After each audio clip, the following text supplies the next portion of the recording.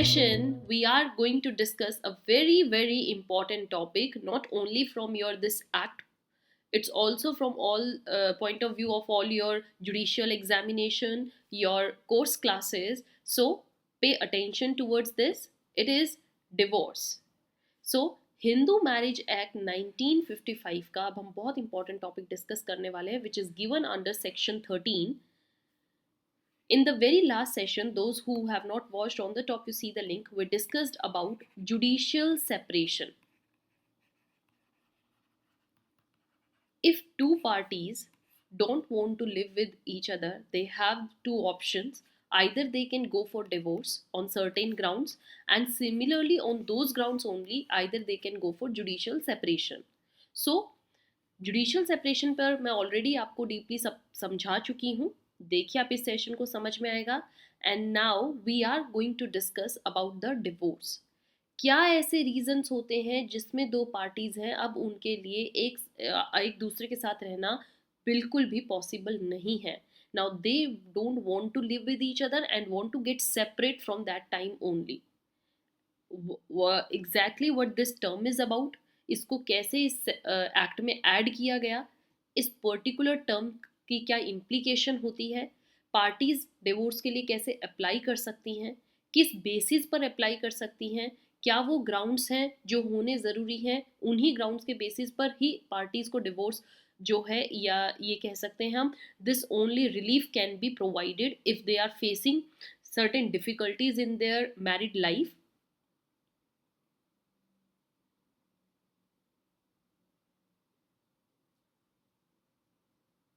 We all get to know this in this session, and certain sessions after this we will be covering the same topic. So divorce से related आपके कुछ sessions होंगे, because this is very vast one and we will discuss each and every ground in detail. क्या क्या वो grounds होंगे जिस पे डिवोर्स मिल सकता है, तो उन ग्राउंड्स को आपको बहुत अच्छे से समझना है कि whether you the parties can apply for it और can not. These are the ways through which you can get in touch with us. Dear students, if you have any queries, any doubts, you can mail us or you can contact us. You can WhatsApp us your doubts if you need to ask about the notes or classes.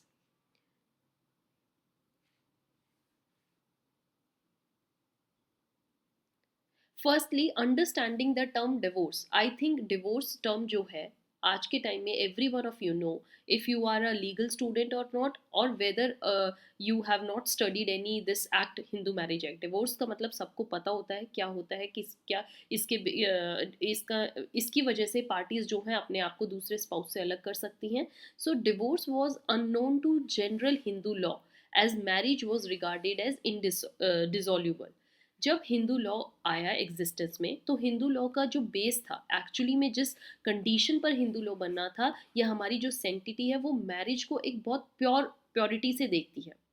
Marriage का means क्या है कि जो दो parties हैं जिनके बीच में विवाह विधि को संपन्न किया गया है, now their union is inseparable. अब वो कभी भी अलग नहीं होंगे until and unless one of them dies और एक्सीडेंट अकर्स. अदरवाइज उनके बीच में अलगाव होने का कोई रीज़न होना ही नहीं चाहिए. This union is pure and this union is indissoluble, inseparable, and it will remain. Even हमारा जो बिलीफ है वो ये कहता है कि जब हम सप्तपदी करते हैं, 7 फेरेज लिए जाते हैं, तो इसमें ये बिलीव किया जाता है कि 7 जन्मों का साथ होता है. सो डिवोर्स इज समथिंग कि इसको स्टार्टिंग में हिंदू लॉ इस वर्ड को जानता ही नहीं था. इट वॉज कम्प्लीटली अननोन कि कुछ ऐसा भी हो सकता है जिससे पार्टीज एक दूसरे से अलग रह सकती हैं.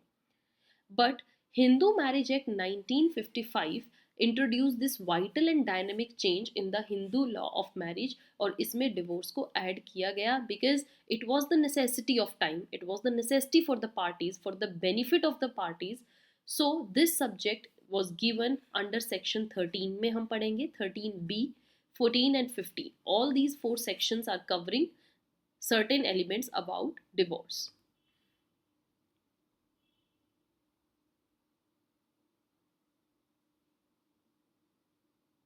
Looking at its definition, section 13 divorce के बारे में क्या बताती है? एक ऐसी मैरिज को एक पिटीशन द्वारा, पिटीशन मीन्स एक एप्लीकेशन द्वारा अगर कोई भी पार्टी आइदर हस्बैंड और वाइफ मीन स्पाउस में से कोई भी हस्बैंड या वाइफ अगर पिटीशन देते हैं कि उनकी शादी को डिसॉल्व किया जाना चाहिए through a decree of divorce, divorce की एक डिक्री, एक जजमेंट पास किया जाना चाहिए ताकि फर्दर इन फ्यूचर उनको कोई भी लीगली दिक्कतें ना आए या उनको उनकी जो ये अर्लियर मैरिज होगी ये कहीं पर भी अफेक्ट ना करे नेक्स्ट मैरिज करने में। सो बेटर है कि आप कोर्ट से डिवोर्स की डिक्री ले लीजिए और वो ग्राउंड्स आपको मेंशन करने होंगे, ग्राउंड्स जो हैं वो आपको गिवन है।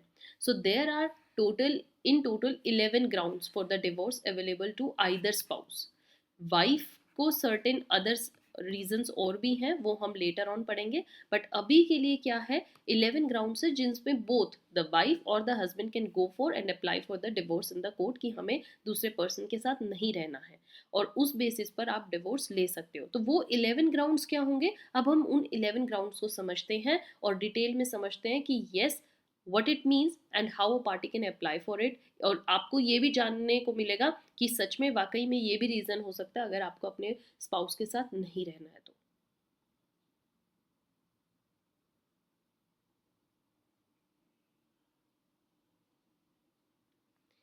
The very first is adultery. Adultery का मीनिंग क्या है, दैट इफ अ हस्बैंड या वाइफ है जिनके बीच में एक मैरिज हुई है and during that subsistence of first marriage means इनके बीच में ये जो मैरिज है ये अभी भी एग्जिस्टेंस में है and they are having sexual intercourse relations with other person instead of their married partner।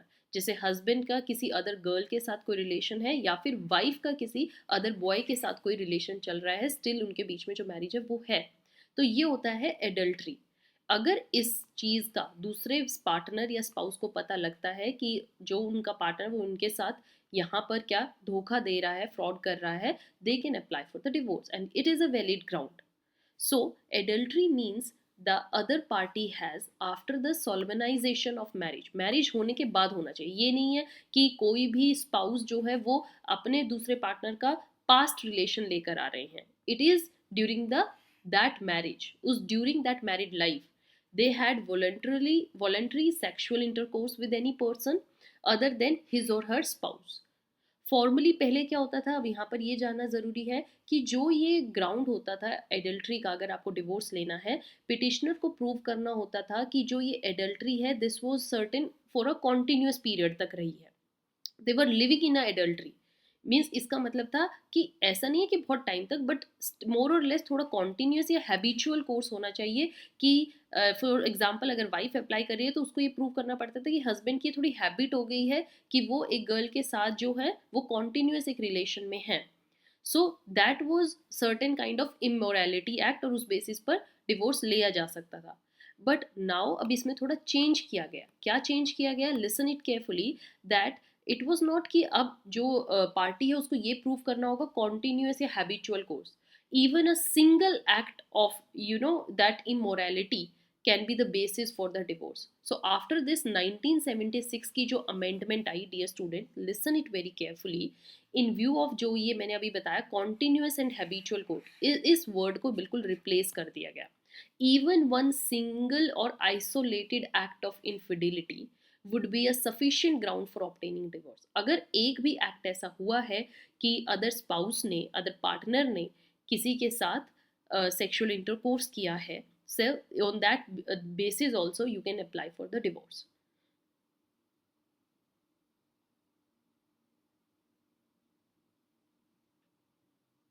Right, the term adultery has been defined, क्या कैसे एडल्ट्री को अगर डिफाइन किया गया है, consensual sex intercourse between a married person and another of the opposite sex during the subsistence of marriage. Marriage की subsistence में ऐसा होना चाहिए। And attempt to commit adultery, यहाँ पर ये समझना बहुत ज़रूरी है, इसलिए मैं हर ग्राउंड को डिटेल में समझा रही हूँ। एडल्ट्री प्रॉपर हुई नहीं है बट एक अटेम्प्ट हुआ है। अटेम्प्ट का मतलब हम एक एग्जांपल ले सकते हैं, लाइक जो स्पाउस है, लाइक वाइफ जो है वो किसी बॉय के साथ होटल में जा रही थी, so that was an attempt, उनका अटेम्प्ट होने वाला था to commit adultery does not however amount to adultery, but actual में वो एडल्ट्री नहीं है, and that can not be there for basis for the petition of judicial separation. आप इसको लेकर नहीं अप्लाई कर सकते हो। Means there should be proper adultery होनी चाहिए, and attempt can not come be equal to an adultery.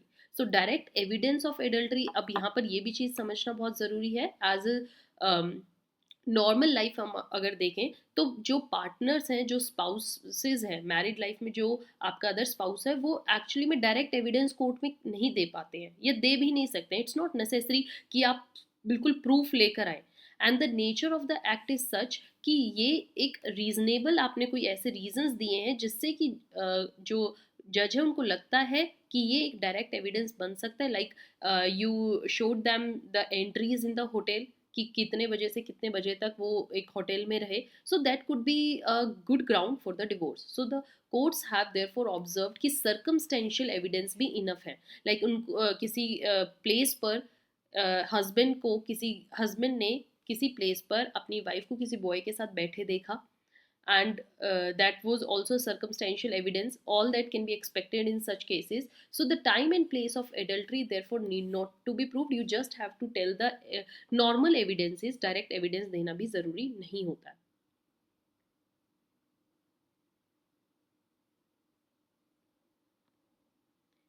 Understood. So that was our first ground for the divorce. Moving to the second one is cruelty. Cruelty is also one of the major reasons जिसके basis पर जो spouses हैं वो क्या apply कर सकते हैं, divorce के लिए अप्लाई कर सकते हैं। That's kind of a mental trauma that is given to the other person. So ये क्रुएलिटी होती है। It means that the other party has after solemnization of marriage, देखिए यहाँ पर ये वर्ड समझना ज़रूरी है कि ये सब बातें ड्यूरिंग द मैरिज होनी चाहिए। और यहाँ पर क्या हो कि यहाँ पर वन पार्टी जो है ट्रीटिंग द अदर पर्सन या other party with cruelty. And the legal concept of cruelty जो है, एक लीगल डेफिनेशन हम नहीं देख सकते कि क्या क्या क्रुएलिटी में इंक्लूडेड है। हर सिचुएशन में, हर एक रिलेशन में क्रुएलिटी शायद कुछ अलग चीज़ हो सकती है। So that is not defined with any degree of precision. It would indeed be unsafe to attend any comprehensive definition, इसलिए एक डेफिनेशन नहीं बनाई गई। हर सिचुएशन में, हर एक इन्वायरमेंट में जिसमें एक हस्बैंड और वाइफ रह रहे हैं, उनके लिए क्रुएलिटी शायद डिफरेंट हो सकती है if we compare it with the other person.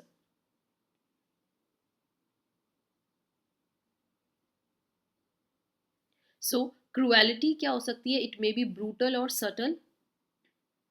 It could be more brutal, like आप बहुत ज़्यादा डेंजरस वे से कर रहे हो, या फिर subtle means you are providing slowly slowly a mental trauma to one person. It may be physical भी हो सकती है या फिर मेंटल भी हो सकती है। You are giving like injuries, you're beating your other partner, that is a cruelty. Mental means you are taunting one person continuously with certain allegations, and that allegations are completely untrue. So उन basis पर भी शायद other party उन allegations को झेल नहीं पाती है। सोसाइटल पॉइंट ऑफ व्यू से उनको लगता है कि उनको बहुत ज़्यादा डिफेम किया जा रहा है एक अपनी वाइफ या अपने हस्बैंड द्वारा। तो that could be a reason for applying for a divorce. So it may B words हो सकते हैं, जेस्चर्स हो सकते हैं, इवन एक साइलेंस भी क्रुएलिटी हो सकती है सर्टेन केसेस में। So remember that cruelty refers to a conduct, ऐसा ऐसा आपका तरीका जिससे कि दूसरे पर्सन को ये लगता है कि उनकी लाइफ, लिम्स या हेल्थ को डेंजर हो रहा है आपकी इस वजह से, as to give rise to reasonable apprehension of such danger. खतरा अगला पर्सन आपसे महसूस करने लगे तो ये समझ लीजिए दैट्स अ क्रुएलिटी। और वो खतरा सिर्फ फिजिकली नहीं होना चाहिए, मेंटली भी है। That's why these words are very important.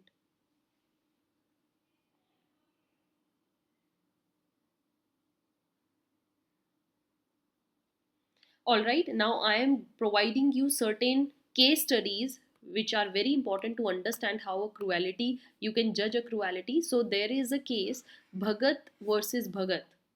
इसमें क्या था, सुप्रीम कोर्ट ने ऑब्जर्व किया, amend this is mental cruelty can be defined as that conduct which inflict upon the other party such mental pain or suffering as would make it impossible for the other party to live with the other. आपके बीच में एक mental cruelty ऐसी है कि आप अब दूसरे person के साथ रहना आपका नामुमकिन हो रहा है, आपको उनके साथ रहने में मेंटल पेन या सफरिंग हो रही है। इट वॉज हेल्ड दैट इस केस में क्या था, वाइफ जो है अपने हस्बैंड को बार बार ल्यूनेटिक बोल रही हैं, lunatic, and further alleges that a streak of insanity ran through his entire family. उनकी फैमिली उनके बैकग्राउंड पर जा रही हैं, हस्बैंड को बार बार टॉन्ट पे बोला जाता है कि आप सब पागल हो, इंसेन हो. Such a conduct would amount to mental cruelty. एक टाइम पर आपने just if you have said once और twice it's okay, but if it you are continuously alleging it then it become your habit, और उस habit में शायद other person का रहना नामुमकिन है.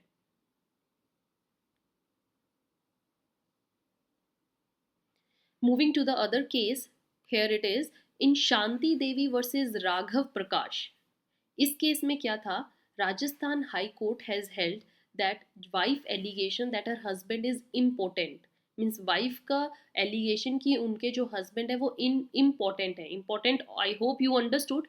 इम्पोर्टेंट पर भी मैं बहुत अच्छे से एक सेशन दे चुकी हूँ. It is also one of the grounds जिस पर कि जो शादी है उसको वॉइडेबल करार वॉइडेबल होती है और उसको आप तोड़ सकते हो. तो वॉइडेबल मैरिज में ये वन ऑफ द ग्राउंड्स था, इम्पोर्टेंसी. राइट, सो हेयर अगर जो वाइफ है वो अपने हस्बैंड को पर एलिगेशन लगा रही है इम्पोर्टेंट के, although only by way of an abuse देकर भी, बेशक गाली देकर, it's still a serious stigma on husband's manhood. Okay, एक हस्बैंड की जो मैनहुड होता है, मर्दानगी होती है, ये उस पर एक क्वेश्चन है. And it is bound to cause a great mental agony, mental pain दिया जाता है एक पर्सन को, अगर हम पॉइंट ऑफ व्यू से देखें from the man. So this would therefore amount an act to cruelty. और इस बेसिस पर यहाँ पर इस केस में क्या था, जो हस्बैंड है उसको डिवोर्स दे दिया गया था और उसकी इस पिटीशन को एक्सेप्ट किया गया था. Yes, it's a cruelty. Then next is Shobha Rani versus Madhukar Reddy. इस केस में क्या था, the supreme court has held that cruelty also includes unintentional cruelty, as for instance where there are repeated demands for dowry by husband or his relatives. अगर husband या उनके relatives बार बार wife के ऊपर demands कर रहे हैं डाउरी की, तो ये भी एक ग्राउंड है क्रुएलिटी का.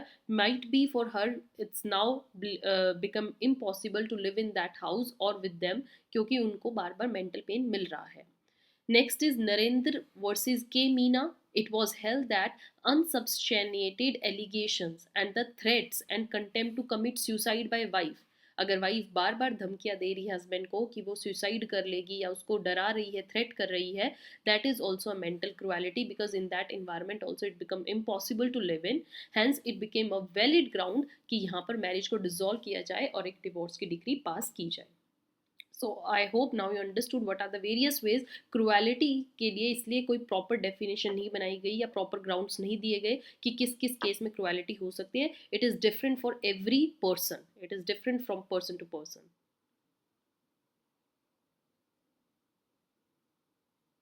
सो with this dear students I end up this session. And यहाँ पर अभी ये टॉपिक जो है ओवर नहीं होता है. जो डिवोर्स के नेक्स्ट ग्राउंड्स हैं यहाँ पर we just discuss the only two, adultery and cruelty. Next we will continue in next sessions. For that you have to stay tuned, keep watching, keep sharing, maintain your notes. If you have any doubt, get to us, get more information through these ways, and stay tuned.